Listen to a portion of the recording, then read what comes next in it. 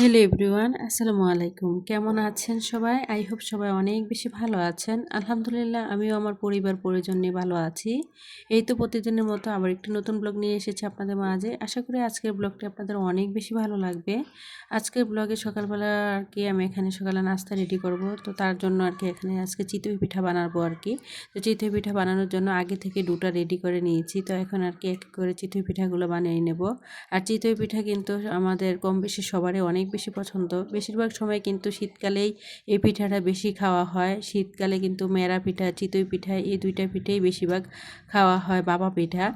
তো আসলে পিঠা চিড়া কার কাছে কেমন লাগে জানি না, তবে আমার অনেক বেশি পছন্দের একটা খাবার। আমি কিন্তু সকল প্রকার পিঠাই অনেক বেশি পছন্দ করি। আর এই পিঠাগুলোকে কিন্তু ভর্তা দিয়ে খেতে অনেক বেশি ভালো লাগে। আর আজকে কিন্তু পিঠা খাওয়ার জন্য আমি অফ ক্যামেরাতেই ধনেপাতার ভর্তা করে নিয়েছি। আর ধনেপাতার ভর্তা দিয়ে কিন্তু যে কোনো ধরনের পিঠা খেতে অনেক বেশি ভালো লাগে। আর আমাদের বাসার সবাই কিন্তু একটু জাল প্রেমী মানুষ। মানে আমার কাছে আসলে মিষ্টি জাতীয় কোনো কিছুই আমার পছন্দ না, বা আমার ছেলেরা, আমার হাজব্যান্ডও কিন্তু মানে আমরা মিষ্টি জিনিসটা অনেকটাই অ্যাভয়েড করে চলি। কারণ আমার কাছে মনে হয় মানে ঝাল টাইপের খাবারটাই আর কি আমার বাচ্চারাও পছন্দ করে, আমিও, আমার হাজব্যান্ডও। তো যাই হোক, এখানে আর কি সকালে নাস্তাটা খেয়ে নিচ্ছি, তারপরে চলে যাব সংসারের কাজকর্মে। যাই হোক, ভিডিওর এই পর্যায়ে এসে সকল প্রিয় মিষ্টি আপুদের কাছে একটা লাইক চেয়ে নিচ্ছি, কারণ ইদানিং কিন্তু মানে সবাই ভিডিও দেখেন কিন্তু কমেন্টও করেন, কিন্তু লাইক দিতে কেন জানি আপুরা কৃপণতা করেন আসলে বুঝতে পারি না। আর আপনাদের একটা লাইক কিন্তু আমার কাছে অনেক বেশি মূল্যবান। তো প্লিজ সবাই একটু লাইক দিয়ে দিবেন। তো আর প্রতিনিয়ত যে সকল মিষ্টি আপুরা আমার ভিডিওগুলো দেখে লাইক কমেন্ট এবং কি সুন্দর সুন্দর করে মানে আমাকে নতুন নতুন ভিডিও বানানোর জন্য অনুপ্রেরণা যোগান, সে সকল আপুদের জন্য রইল অন্তরস্থল থেকে অনেক অনেক দোয়া ও ভালোবাসা। তো আসলে সংসার এমন একটা জায়গা, প্রতিটা নারীরই কিন্তু সংসার জীবনের শুরু থেকে অনেক বেশি গল্প কাহিনী বা কষ্ট, সেগুলো নিয়েই কিন্তু প্রতিটা মানুষের সংসার জীবন শুরু হয়। আমারও কিন্তু ব্যতিক্রম কোনো কিছু না। আর সেই সংসারটাকে প্রতিটা মানুষই বা প্রতিটা নারী কিন্তু অনেক বেশি ভালোবেসে, ভালোবাসা ভালো লাগা থেকেই তার সংসারটাকে একটু একটু করে তিল তিল করে গড়ে তোলে। আর সংসার জীবনের শুরু থেকেই কিন্তু প্রতিটা মেয়ের এত সাজানো গুছানো একটা সংসার থাকে না, তার পেছনে কিন্তু অনেক ত্যাগ বা অনেক কিছু বিসর্জন দিয়েই কিন্তু একটু একটু করে তিলে মানে তিল তিল করে কষ্ট পরিশ্রম বুদ্ধির বিনিময়ে কিন্তু সে তার সংসারটাকে একটু একটু করে তিল তিল করে গড়ে তোলে। তো আমার ক্ষেত্রেও কিন্তু ব্যতিক্রম না। প্রায় আজ 15 বছরের সংসার জীবন আমার। তো আমার যা কিছু দেখছেন সব কিছুই কিন্তু 15 বছরের সঞ্চয়। কিন্তু তাছাড়াও কিন্তু আলহামদুলিল্লাহ আল্লাহ আমাকে যা দিয়েছেন তা অনেক কিছু পেয়েছি। মানে আমি যেহেতু ভাড়া বাসায় থাকি, তো আপনাদের সাথে আসলে অনেক কিছু শেয়ার করা হয় না।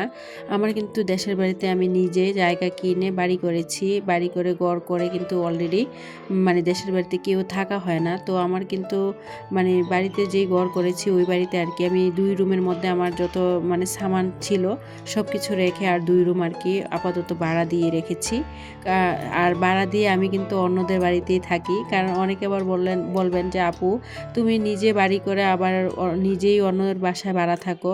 আসলে আপু এখানে একটা কারণ আছে, কারণ আমার ছেলেদের লেখাপড়ার মানে সুবাদে আমার কিন্তু বাসায় ভাড়া থাকতে হয়। আমার যেখানে বাড়ি আচ্ছা, এটা হচ্ছে একটু গ্রাম সাইড আর কি। তো গ্রামের মধ্যে দেখা গিয়েছে স্কুল কলেজ ভালো না থাকার কারণে কিন্তু আমাকে দেখা গিয়েছে যে এখানে আর কি ভাড়া বাসায় থাকতে হচ্ছে। তো আলহামদুলিল্লাহ 15 বছর সংসার জীবনে আল্লাহ তাআলা আমাকে অনেক কিছু দিয়েছেন।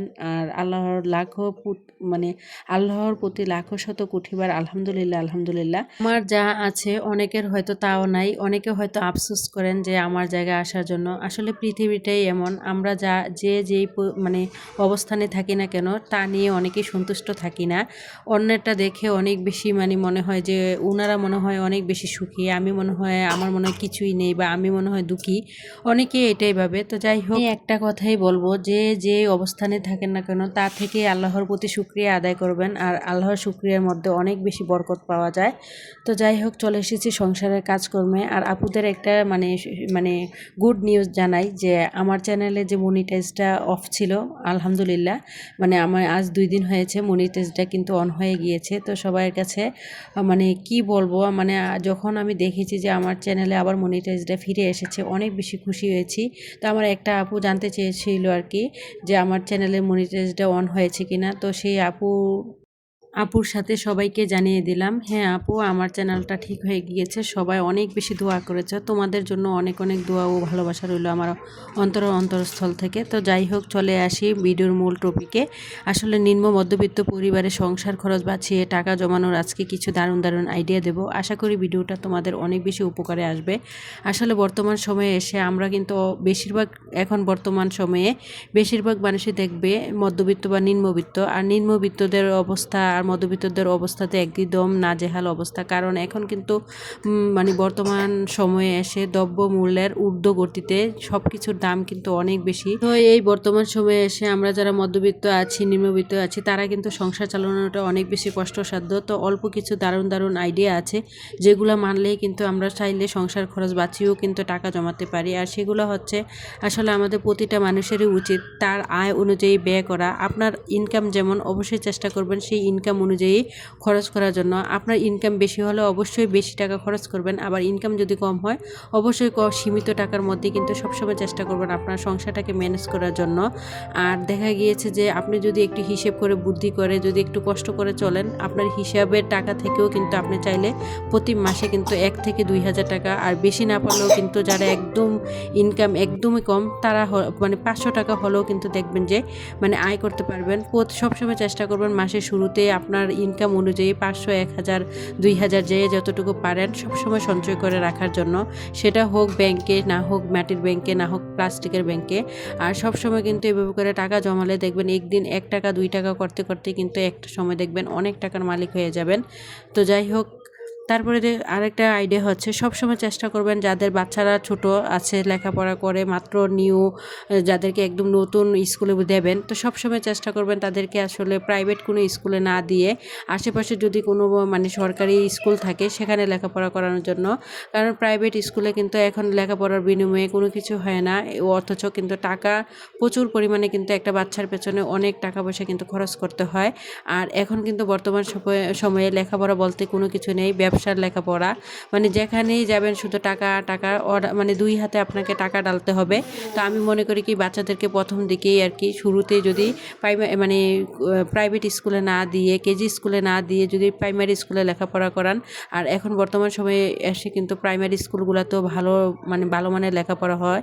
তো এতে করেও কিন্তু দেখা গিয়েছে আপনার বাচ্চাকে লেখাপড়ার সুবাদে যে টাকাটা খরচ হতো, আর প্রাইমারি স্কুলে লেখাপড়া করালে কিন্তু ওই পরিমাণে কিন্তু আসলে টাকা পয়সা খরচ হয় না। তো চাইলে কিন্তু আপনার বাচ্চার মানে লেখাপড়ার খরচ বা যেই টাকাটা খরচ করতেন ওই টাকাটাও কিন্তু এখন থেকে আপনি চাইলে সঞ্চয় করতে পারবেন। তো যারা মানে নতুন, যারা গৃহিণীরা আছেন বা যারা মানে নতুন সংসারে পা দিয়েছেন, অনেকে বুঝতে পারেন না আসলে কিভাবে টাকা সঞ্চয় করবেন। তো আপুদের জন্য একটা টিপস দিচ্ছি। অনেকের বাচ্চা খুবই ছোট, মানে এখনও কিন্তু স্কুলে ভর্তি করাচ্ছেন না। তো আমি মনে করি কি আসলে ছেলেমেয়েরা যতদিন ছোট থাকে তখন থেকেই কিন্তু সংসারের আয় উন্নতি ভালোভাবে করা যায়, বা আপনি দেখা গেছে সঞ্চয় বা টাকা জমানো কিন্তু ভালোভাবে করতে পারবেন। যখন একটা বাচ্চা স্কুলে লেখাপড়া ভর্তি করাবেন তখন থেকেই কিন্তু তার পেছনে অনেক টাকা পয়সা খরচ করতে হয়, তাকে স্কুলে পড়াতে হয়, একদিক দিয়ে প্রাইভেট টিউশনি দিতে হয়, বা দেখা গেছে নিজেও অনেক বেশি কষ্ট বা পরিশ্রম করতে হয়। তো আমি মনে করি কি যাদের ছোট, একদম ছোট বেবি আছে বা নতুন সংসার 1 থেকে 2 বছর হয়েছে বা বাচ্চা খুবই ছোট, তারা এখন থেকে সবসময় চেষ্টা করবেন একটু সঞ্চয় করার জন্য। ছেলে মেয়ে বড় হলে কিন্তু আসলে খরচটাও বেড়ে যায়, তাই মনে করি কি ছেলে মেয়ে ছোটো থাকতেই কিন্তু সংসার খরচ কমিয়ে সবসময় চেষ্টা করবেন আপনি 10 টাকা হলে 10 টাকা, 50 টাকা হলে 50 টাকা সবসময় আর কি জমানোর জন্য। তারপরে আবার অনেকে আছে দেখবেন যে আমরা বাইরে ঘোরাফেরা করতে অনেক বেশি পছন্দ করি, বা বাইরের খাবার দাবার খেতে অনেক বেশি পছন্দ করি।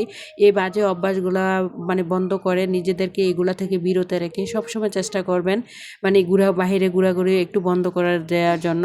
আপনি যদি প্রতি সপ্তাহে সপ্তাহে বাইরে ঘুরতে যেতেন, আসলে প্রতি সপ্তাহে ঘোরাঘুরি না করে আপনি যদি মাসে একবার যান, এত করে কিন্তু আপনার অনেকটা টাকা পয়সা কিন্তু আসলে বেঁচে যায়। আবার দেখা গিয়েছে আপনি বাইরে কোথাও ভালো রেস্টুরেন্টে খাবার খেতে গেলেন, এতে করেও কিন্তু দেখা গিয়েছে আপনার একটা বড় অঙ্কের টাকা পয়সা কিন্তু খরচ হয়ে যায় সেই সুবাদে। তো আমি মনে করি কি আসলে বাইরে রেস্টুরেন্ট থেকে কোনো খাবার অর্ডার না করে বা বাইরে গিয়ে না খেয়ে যদি বাসায় যদি সেই খাবারগুলা এখন বর্তমান সময়ে কিন্তু ইউটিউব এমন একটা মানে জগৎ, আপনি পারেন না বলতে কোনো কিছু নেই। আপনি যে জিনিসটা না পারবেন অবশ্যই ইউটিউবের মানে সাহায্যে নিয়ে আপনি চাইলে বাসায় পিৎজা থেকে শুরু করে সব কিছুই বানিয়ে খেতে পারেন। এতে করেও কিন্তু আপনি বাহির থেকে যে দাম দিয়ে চড়া দামের মানে যে খাবারটা কিনে আনতে হতো সেটা আর হয় না। এতে করেও কিন্তু আপনার সংসার খরচটা অনেকটা বেঁচে যায়।